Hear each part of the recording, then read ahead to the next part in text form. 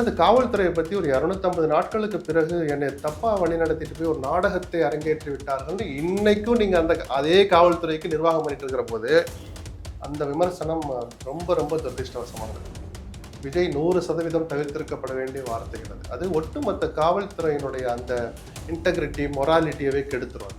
எந்த கட்சி நிகழ்வுகள்ல நடக்கக்கூடாது, ஒருவேளை நடந்துட்டா அதில் கட்சி வேறுபாடின்றி அனைத்து கட்சி விவகாரங்களுக்கும் இது பொருந்தும் சொல்லணும். சொன்னாதான் இது நியாயம். நடந்த சம்பவத்தில் எனக்கு எந்த தொடர்பும் இல்லை, எனக்கு எந்த பொறுப்பும் இல்லைன்னு இடது கையால புறந்தள்ளுற மாதிரி அரசியல் பேசலாம் சார். தார்மீகமாக கூட என்னன்னா அந்த உணர்வுக்கு அவர் வரவே இல்லைன்னு தான் எனக்கு ரொம்ப வருத்தமா இருக்கு. லஞ்சம் யாராவது கேட்டா என் பேரை சொல்லுங்கன்னு சொன்னார். எந்த முதலமைச்சருக்கும் இல்லாத துணிச்சல் அது. நம்ம எவ்வளவு பாராட்டினாலும் தகும். சரியா?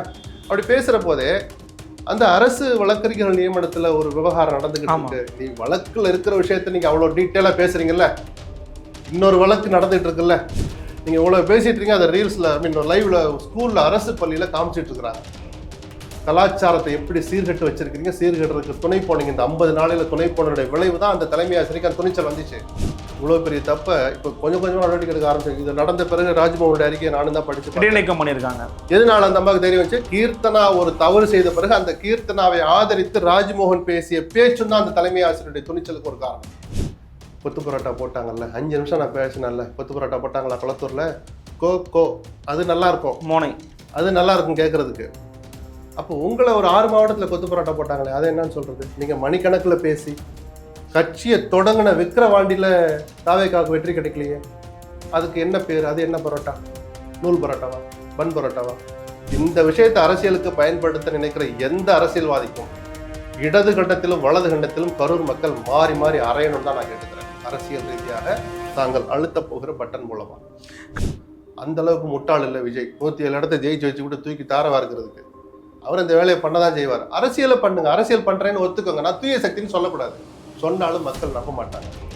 குதிரை பேரம் மட்டுமல்ல, பல தவறுகள் இந்த ஆட்சி நடந்து 50 நாள் பாலியல் விஷயங்கள்ல நடந்துகிட்டு இருக்கு. எந்த ஆட்சியிலையும் நடக்கும். படாத பாடுபட்டு ஒரு எம்எல்ஏவை ஜெயிக்க வச்சு அந்த ஒரு எம்எல்ஏவை அடுத்த நாளே தூக்கிட்டு போனது யாரு? அவர் சொன்னார் இன்னைக்கு பேட்டியில் 5:30 மணி வரைக்கும் என் கூட இருக்கிறார், 7 மணிக்கு லெட்டர் கொடுக்குறாரு. அந்த 5:30 to 7 ஏதோ நடந்திருக்குல்ல சார். ஒரு கார்ல உட்காந்து கையெழுத்து போடுகிறாரே காமராஜ், இது யார் கையெழுத்து? இது காமராஜ் எப்படி போட்டார்னு தாவேகா தரப்புல இருந்து ஒரு வீடியோ வந்துச்சு.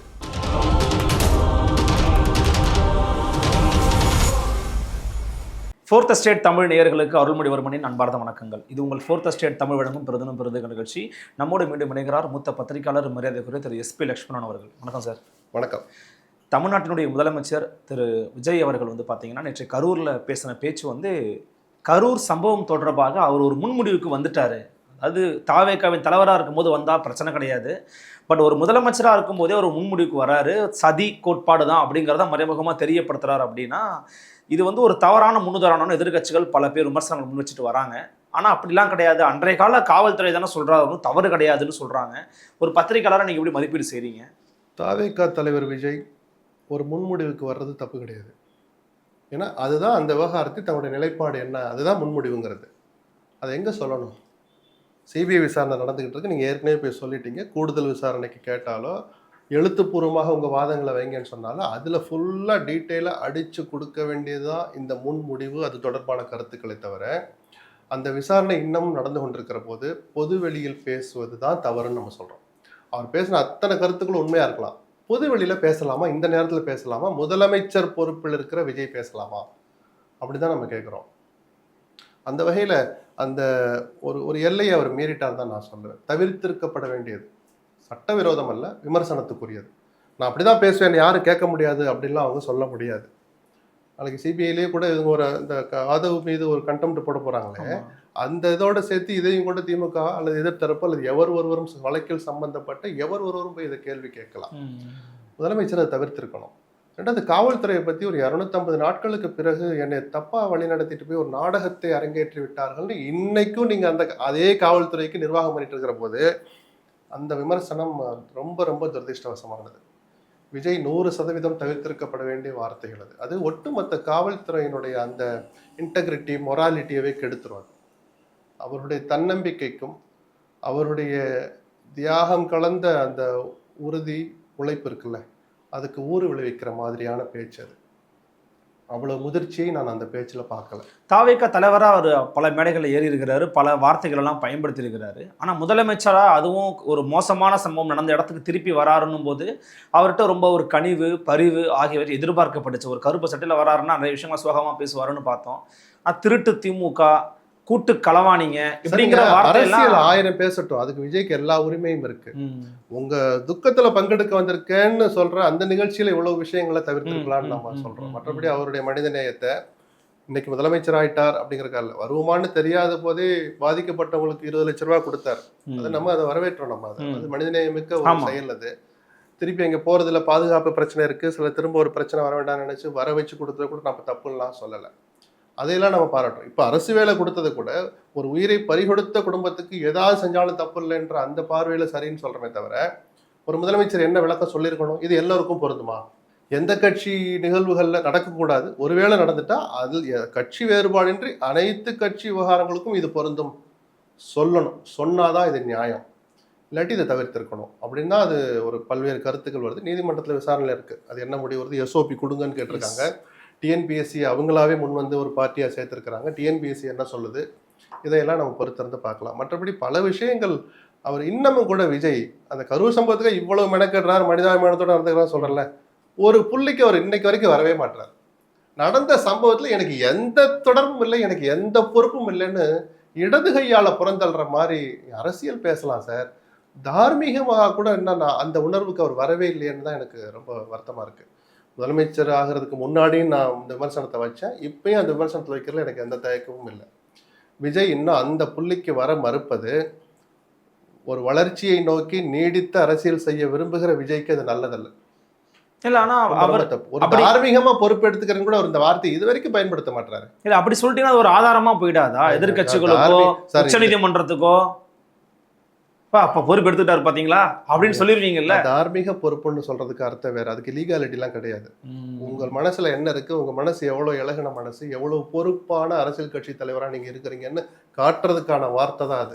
அதுக்கு லீகல் பவுண்டும் கிடையாது. அது அப்படிலாம் பயப்பட வேண்டாம். அப்படி நீங்க ஒரு பயத்தை பொருத்தி அவர் திருந்தணும்னு நினைச்சா கூட திருந்த விடாம பண்ணிடுறாங்க. அப்படி இல்ல. இதுல ரொம்ப ஒரு முக்கியமான விஷயம் என்ன பேசப்பட்டுச்சு அப்படின்னா, முதலமைச்சர் வந்து அரசு பண்ணி கொடுக்குறாரு, அதெல்லாம் ஒரு பக்கம் இருக்கட்டும். அந்த பாதிக்கப்பட்ட குடும்பங்கள் வந்து அதில் சில பேர் வந்து வேணான்னு கூட சொல்லியிருக்கிறாங்க, மறுத்துருக்கிறாங்க, அவர் போய் கன்வின்ஸ் பண்ணதாகவும் சொல்றாங்க. இல்ல வாய்ப்பு இல்லை, அந்த குடும்பங்கள்ல வாரிசுகள் இல்லை, படிச்சவங்க இல்லைன்னு பல காரணங்கள். கொடுத்தவங்கலயே ஒரு குடும்பத்துல சண்டை நடந்திருக்கு. நான் புருஷனை பிரிஞ்சு இருக்கிறேன், எதுக்கு புருஷனை கொடுத்தீங்க, பிள்ளையை நான் தானே பார்த்துக்கிட்டேன். இதெல்லாம் தவிர்க்க முடியாத சர்ச்சைகள். இதெல்லாம் கொஞ்சம் உட்காந்து பேசி சரி பண்ணியிருக்கணும். 50 நாள் கால இடைவெளிங்கிறது ரொம்ப பெரிய கால இடைவெளி.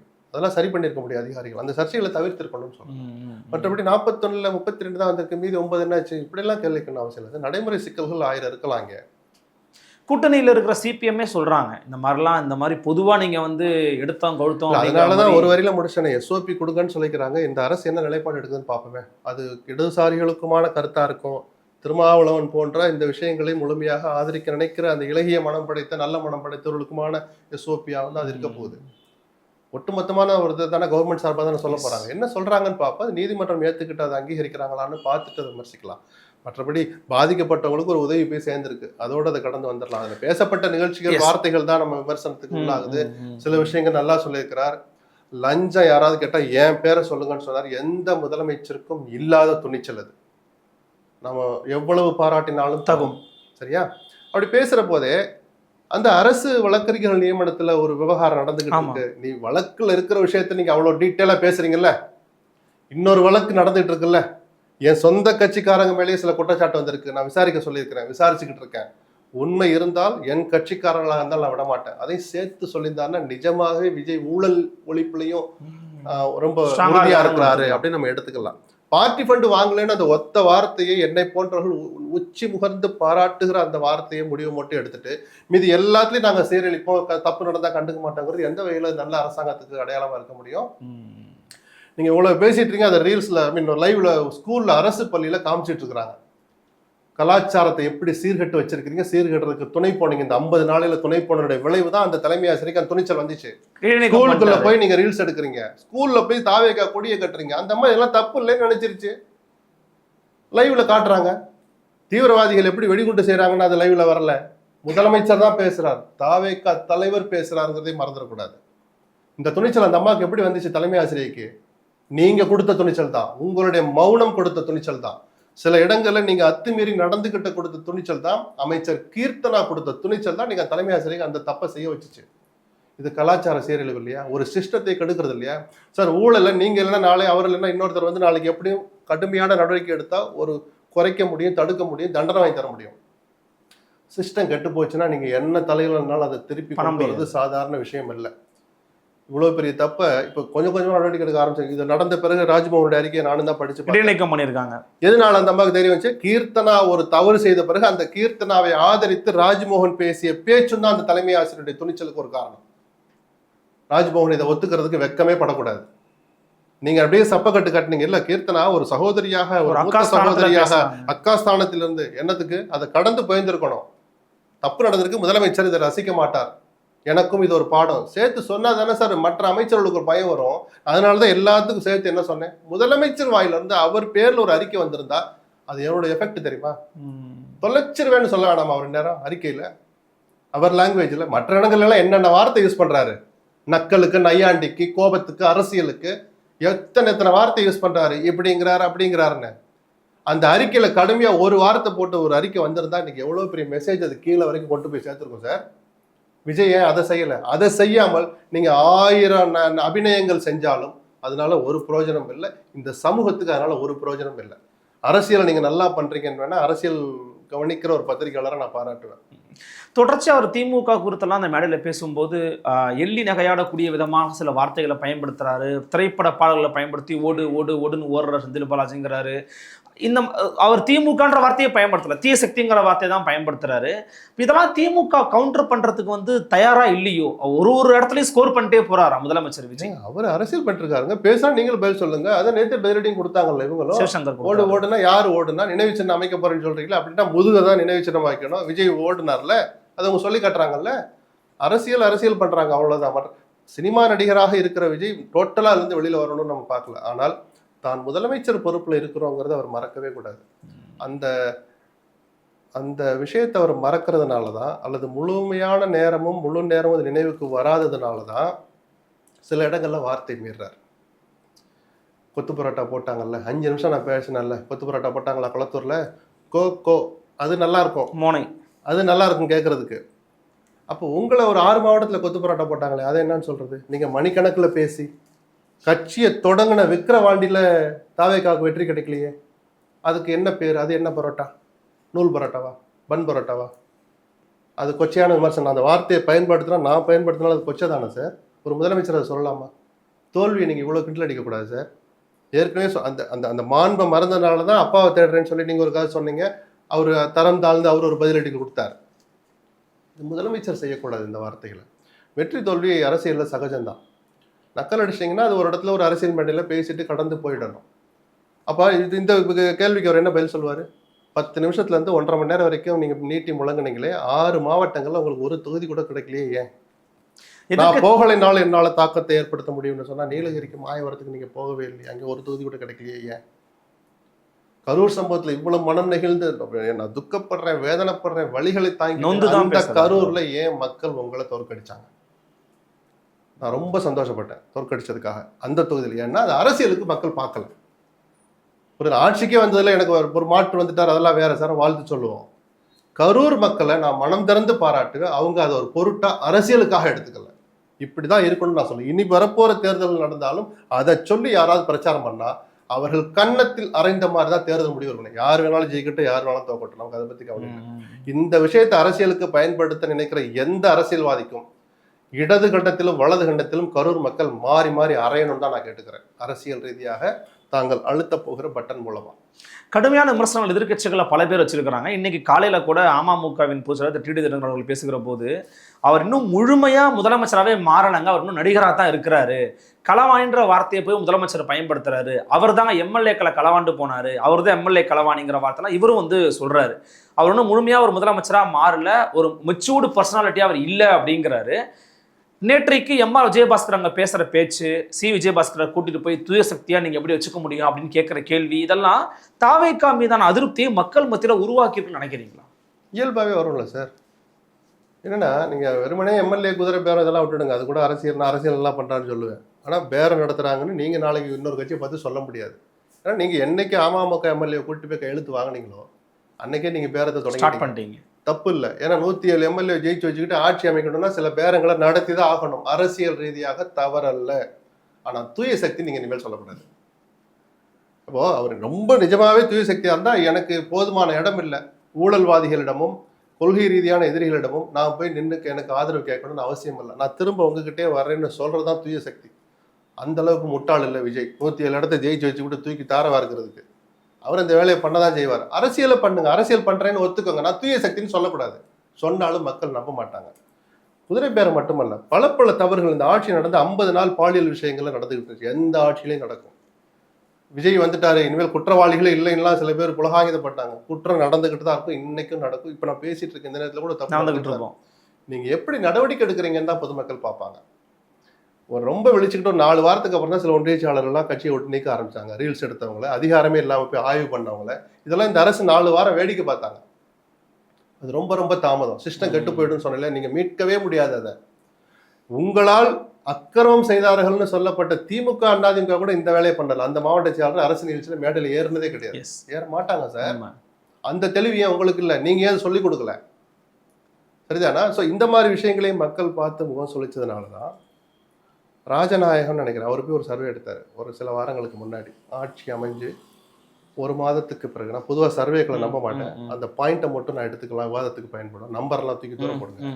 அவர் சொன்ன வார்த்தை, கடந்த தேர்தலில் தாவேகாவுக்கு வாக்களித்த விஜய் முதலமைச்சராகணும்னு நம்பி வாக்களித்த 100 பேரை போய் பார்த்ததுல 28 பேர் நாங்கள் கொஞ்சம் அவசரப்பட்டுட்டோமோ, தப்பா முடிவெடுத்துட்டோமோ அப்படின்னு பல்வேறு வார்த்தைகளை சொல்லி இந்த 50 நாள் அல்லது 30 நாள் அரசின் மீது அதிருப்தியை காமிச்சிருக்கிறாங்க. ஆளுகிற அரசின் மீது அதிருப்தி வருவது இயல்பான ஒண்ணு. 4வது வருஷம் முடிஞ்சு 5வது வருஷம் தொடங்குற போது வரணும் அந்த அதிருப்தி, ஆன்டி இன்கம்பன்சி. 30வது நாள் வர்றதுக்கு பேர் ஆபத்து. கூச்சமே இல்லாமல், வெக்கமே படாமல் விஜய் இதை சீரியஸா எடுத்துக்கணும். நாம எங்க தப்பு பண்ணோம்? இவ்வளவு நல்ல விஷயம் நான் பாராட்டினேன் இல்லையா? பார்ட்டி ஃபண்டை ஒழிச்சது உச்சபட்ச லஞ்சம்னு கேட்டா என் பேரை சொல்லுங்கன்னு எந்த முதலமைச்சருக்கும் வராத துணிச்சல் விஜய்க்கு வந்துச்சு. இதெல்லாம் பாராட்டுறோம்ல. இது ஒரு விஷயத்த செஞ்சுட்டு மற்றதெல்லாம் நம்ம கோட்டை விட்டோமா, எதை நம்ம செய்ய தவறணும்னு அவர் சுய பரிசோதனை பண்ணணும். அது விஜய் இன்னும் அடுத்த கட்டத்துக்கு மேலே எடுத்துட்டு தான் போகுமே தவிர, ஏன்னா வெக்கத்தை விட்டுட்டு இப்படிலாம் பண்றாருன்னு யாரும் உங்களை தூத்த போறதில்லை. மிக நிச்சயமாக உங்களை பெருமையா பேசதான் செய்வார். இல்லை, நீங்க ஒரு வார்த்தை சொன்னீங்கல்ல, அரசியல் அதை பண்ணத்தான் செய்வாரு அப்படிங்கிறீங்க. எனக்கு ஒரு கேள்வி இருக்குது. வெளியில எதிர்கட்சியில இருந்த கூட்டணி கட்சியினர் உங்களுக்கு ஆதரவு தெரிவிச்சுட்டாங்க, 118 நம்பர்ஸ் உங்களுக்கு வந்துருச்சு, இருந்தும் நீங்க அதை பண்றீங்கன்னா உங்களுக்கு உங்களோட இருக்கிறவங்க மேலேயே ஒரு அவநம்பிக்கை இருக்கு. அதனாலதான் 2 ஆபத்து இருக்குன்னு நான் சொல்லிட்டு இருக்கேன். ஒண்ணு, நீங்க இப்படி குதிரை பேரமோ இல்ல பேச்சுவார்த்தையோ இல்ல அவர்களாகவே வருவாங்கன்னு என்ன பூசி மொழி அந்த காரியத்தை பண்ணாலும், நாளைக்கு திமுகவோ அதிமுகவோ இல்லை நம்மெல்லாம் சும்மா இருக்கிறாங்கன்னு நினச்சிட்டு இருக்கிற பிஜேபியை பின்னால் இருந்து உங்கள் எம்எல்ஏக்களை இழுத்தால் நீங்கள் என்ன டிஃபெண்ட் பண்ணுவீங்க? மக்கள்கிட்ட எந்த முகத்தை வச்சுட்டு போய் நீங்கள் போய் கூப்பாடு போடுவீங்க? எங்கள் எம்எல்ஏக்களை இழுக்கிறாருன்னு நீங்கள் என்னப்பா பண்ணிட்டு இருந்தீங்க அப்படின்னு கேட்பாங்களா, கேட்க மாட்டாங்களா? அது ஒரு ஆபத்து. ஏன்னா அது 2 பக்கம் கூறான ஆயுதம் தான் அது. ஆமாம், என்னைக்குனாலும் தாவேக்காவையும் குத்தும், நீங்களும் குத்துவீங்க அதிமுக குத்திட்டு இருக்க மாதிரி. 2வது ஆபத்து, நான் பல பேட்டிகளில் சொன்ன மாதிரி, இப்போ இருக்கிற தோழமை கட்சிகளுக்கு அது ஒரு அவநம்பிக்கை ஏற்படுத்தும். அப்போ நம்ம மேலே நம்பிக்கை இல்லாமல் இவர் தனியாக ஒரு மெஜாரிட்டி நோக்கி போறாரு. இயல்பாக வந்து மெஜாரிட்டி வந்துட்டா யாரும் தடுக்க முடியாது. இப்படி திட்டமிட்டு நாகரிகமாக சொன்னால் சில பேச்சுவார்த்தை நடத்தி, இல்லை அந்த கட்சியில் குழப்பம் நடக்குது அவங்களா வர்றாங்கன்னு 1000 காரணம் சொல்லி எதன் மூலமாகவாவது நடந்தா தோழமையும் ரசிக்க மாட்டாங்க, மக்களும் அதை ரசிக்க மாட்டாங்க. அதனால தான் சொன்ன தூய சக்தின்னு சொல்ற தகுதி விஜயும் தாவேக்காவும் இழந்து விட்டாருன்னு பல விஷயங்களை இதெல்லாம் மனசுல வச்சா நான் சொன்னேன். எம்ஆர் ராஜபக்சே தான் சொல்லிட்டு ப்ரெஸ் மீட்லேயே வந்து எங்களை அப்ரோச் பண்ணாங்க, எங்களுக்கு வந்து பிடிச்சிருந்தது, நாங்கள் போனோம், எங்களை அப்ரோச் பண்ணாங்கன்ற வார்த்தையை ஒரு பயன்படுத்துறாருன்னா தாவேக்கா செய்வது வெளிப்படையான குதிரை பேரம் தானே. இதுல ஒளிவு முறைவுக்கே ராஜினாமா பண்ணிட்டு வர சொல்லுங்க, நான் பிரச்சாரம் பண்றேன்னு சொன்னாருன்னு வைகோ வெளிப்படையா பேசலையா? காமராஜ் இன்னைக்கு கொடுத்த தினகரன் பேட்டி பாருங்க. அவரு நிஜமாவே கரூர் சம்பவத்துல எனக்கு அவ்வளவு வழிகளை ஏற்படுத்தினார்கள், என்னை நெருக்கடி இருந்தார்கள். விஜய் ஒண்ணும் பண்ணல. எஃப்ஐஆர்ல உங்களை சேர்க்கல, தேடப்படும் குற்றவாளி அறிவிக்கல, வீட்டுக்கு போலீஸ் அனுப்பல, எதுவுமே பண்ணல. சொல்ல போனா முதலமைச்சர் உங்களை எந்த தலைவரும் இப்படி தன் தொண்டன் சாவது விரும்பாலும் உங்களுக்கு தான் ஆறுதல் வார்த்தையில் சொன்னாரே தவிர ஒரு துளி கூட கரூர் சம்பவத்துல விஜய் நெருக்கடி கொடுக்கல, அழுத்தம் தரல, கஷ்டம் கொடுக்கல. ஆனா அவர் போய் சொல்றாரு. ஆனா நிஜமான வழியை அனுபவிச்ச இந்த ஆட்சியில் யார் தெரியுமா? தினகரன் தான். படாத பாடுபட்டு ஒரு எம்எல்ஏவை ஜெயிக்க வச்சு அந்த ஒரு எம்எல்ஏவை அடுத்த நாளே தூக்கிட்டு போனது யாரு? அவர் சொன்னார் இன்னைக்கு பேட்டியில் 5:30 மணி வரைக்கும் என் கூட இருக்கிறார், 7 மணிக்கு லெட்டர் கொடுக்குறாரு. அந்த 5:30 to 7 ஏதோ நடந்திருக்குல்ல சார். ஒரு கார்ல உட்கார்ந்து கையெழுத்து போடுகிறாரே காமராஜ், இது யார் கையெழுத்து, இது காமராஜ் எப்படி போட்டார்னு தாவேகா தரப்புல இருந்து ஒரு வீடியோ வந்துச்சு. அந்த வீடியோ எடுக்கப்பட்ட கார் எந்த கார், யாருடைய கார், யாருடைய மொபைலில் நீங்கள் அந்த வீடியோவை எடுத்தீங்கன்னு கேட்டாலே அந்த குதிரை பேரை வெளியே வந்துடும் சார். அந்த குதிரை பேரன்னு சொன்னால் தவிர்க்க முடியாதுன்னு சொல்கிறேன். அரசியல் விஜய் நல்லா பண்ணார்னா டைமுக்கு நல்லா பண்ணாருன்னு நான் பாராட்டுவேன். ஏன்னா அது அரசியல். ஆனால் இது குதிரை பேரம் இல்லைன்னு சொல்லாதீங்க. மிக நிச்சயமாக இது குதிரை பேரம் தான். ஆனால் உங்களுக்கு வேறு வழி இல்லைங்கிற யதார்த்தத்தை நான் புரிஞ்சுக்கிறேன். அதிமுகவை சேர்ந்த தோழர்கள் இன்பதுரை ஐயா போன்றவங்க இப்போ உயர்நீதிமன்றத்தை நாடி உயர்நீதிமன்றம் ஒரு முக்கியமான விஷயத்தை கொடுத்துருக்காங்க. இந்த 5 தொகுதிகளுக்கும் ஜூலை 31ஆம் தேதி வரைக்கும் இடைத்தேர்தல் தொடர்பான அறிவிப்புகள் வெளியிடக்கூடாது அப்படின்னு சொல்லியிருக்கிறாங்க. இது ஒரு சீரியஸ் கன்சர்னா நகர வாய்ப்பு இருக்குதா? இது வந்து ஹைகோர்ட் மேற்கொண்டு எப்படி பார்ப்பாங்கன்னு நினைக்கிறீங்க? இல்லை ஒரு டெக்னிக்கல் பாயிண்ட்ல தான் கொடுத்துருக்குறாங்க. ராஜினாமா பண்ணிட்டு போகிற தப்பு குதிரை பேரத்தினால அப்படின்ற பாயிண்ட்ல கொடுக்கல. தேர்தல் வழக்கு போட்டவங்க இவர் வெற்றி பெற்றது செல்லாதுன்னு அறிவிங்கன்னு போடல. சரி, அடுத்த வரி என்ன சேர்த்திருக்காங்க, இந்த 5 தொகுதியில மட்டும் அவர் வெற்றி செல்லாதுன்னு சொல்லிட்டு என்னை 2ஆம் இடம் வந்து என்னை வெற்றியாளராக அறிவிக்கணும்னு சொல்லியிருக்கிறாங்க. ஓகே. இந்த வழக்குல அந்த வழக்கு போட்டவர் ஜெயிச்சிட்டாருன்னா விஜய் திருச்சி கிழக்கு எடுத்துங்க, விஜய் வெற்றி பெற்றது செல்லாது, இனிக்கு ராஜான் எம்எல்ஏன்னு சொல்லிட்டா இந்த வழக்கு ஒரு 6 மாசம் கழிச்சு நடந்து ரிசல்ட் அப்படி வந்துட்டா, தீர்ப்பு அப்படி வந்துட்டா இனிக்கு விருதராஜ் எம்எல்ஏ. ஆனால் இப்போ 3வது மாதமே இடைத்தேர்தல் ஒன்று நடந்து அதில் திருப்பி விஜய் நிறுத்துகிற ஒரு வேட்பாளர் ஜெயிச்சிட்டாலோ, அல்லது இனிக்கோவுக்கு சீட்டு கொடுக்காம திமுக வேற ஆளு கொடுத்து திமுகலே வேற ஆள் ஜெயிச்சிட்டாலோ அந்த எக்ஸ் ஒரு எம்எல்ஏவாக இருப்பார். 6 மாதம் கழிச்சு இந்த தீர்ப்பின் மூலமாக இனிக்கு விருதராஜும் ஒரு எம்எல்ஏவாக இருப்பார். அப்போ ஒரு தொகுதிக்கு 2 பேர் எப்படி இருக்க முடியுன்ற ஒரு அரசியல் சாசன நெருக்கடி வரும். சீஃப் ஜஸ்டிஸ் இந்த வார்த்தையெல்லாம் பயன்படுத்துறாரு. ஓகே. அதன் காரணமாக தான் இந்த தடையை தவிர குதிரை பேரம் நடந்ததுனாலன்ற அந்த வார்த்தைக்காக அல்ல. ஏன்னா அது இன்னும் நிரூபணமாகணும், வழக்கு விசாரணைகள் நடக்கணும், ஆதாரங்களை கொண்டு போய் கொடுக்கணும். இந்த டெக்னிக்கல் பாயிண்ட்ல தான் ஸ்டே போட்டிருக்காங்க. பாப்போம் தேர்தல் ஆணையம் என்ன சொல்ல. நேற்று வாதத்தில் தேர்தல் ஆணையம் இந்த கருத்தை ஏற்றுக்கல.